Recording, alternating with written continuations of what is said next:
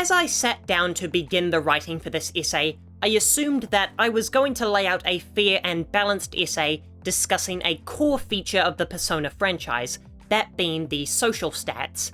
As I listed out the positives and negatives in my head, I began to realize there was a large deficit between the categories, as I couldn't think of a single reason how they positively impacted the game. The closest I got was how it's an in-game way of showing character growth through gameplay, only there's no gameplay involved in either raising or using social stats. It's just picking an option on a menu and possibly losing out on another option that could show you a story you'll really enjoy. I'm gonna say another controversial thing here, and declare that Persona's time management sections shouldn't be this hard. Be honest, in any casual playthrough of any of the 3 games, have you ever maxed out every confidant without a guide? Don't get me wrong, I love it when I miss content in video games, because that incentivizes me to replay them, but I only like it when I miss out on content because of an in-game decision I made in a narrative context, not a gameplay one.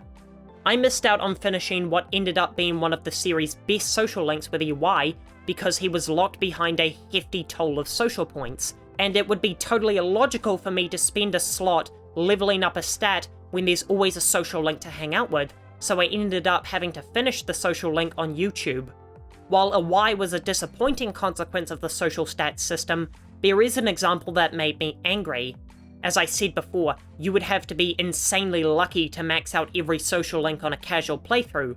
I learned this the hard way in Persona 5, so for Persona 4, I elected to give every confidant 3 ranks to win me over, and if they didn't, I'd ignore them. The ones that didn't win me over were Margaret, the Fox, Eri, Hisano, and Shu, and it's with that last one that a massive problem arose like a Y. The social link is available early on, but locked behind a number of social points no sane player would have. Not wanting to repeat the Awai situation, I spent any nights not visiting Nanako and Dojima in my room doing jobs. When I finally achieved my goal, I set off to meet my new social link. I found myself amazingly underwhelmed by the generic plotline and unpleasant attitude of Shu, and quickly abandoned him. The problem being that I had invested so many nights into increasing my understanding, which was now wasted. At first I thought this wasn't a big deal, there aren't that many night social links, so I should be fine, until Best Girl Naoto's social link required rank 5 confidence and knowledge, which I hadn't achieved and had no realistic way of attaining once I discovered the obtuse method of unlocking her social link. The social stats had cost me my preferred romance for the game, although I most likely wouldn't have gone through with it due to not wanting to hurt Kanji. So we explored the negatives of the social stats system, so now we must ask why they're even included. There has to be a reason that this feature no one in particular has praised has become a recurring feature. The answer is an unfortunate one, it's there to pad the runtime. Persona games are long, even by RPG standards. Not slouching on either the story or the gameplay, they paint a rich picture of their protagonists' lives and exploits across a school year, and therein lies the problem. Persona games have to last 2 semesters. The Japanese school year starts in April, and you can't just not have a Christmas date for your romance options, so they have to find a way to create enough things for the player to do across an 8-month runtime. The obvious solution is more social links.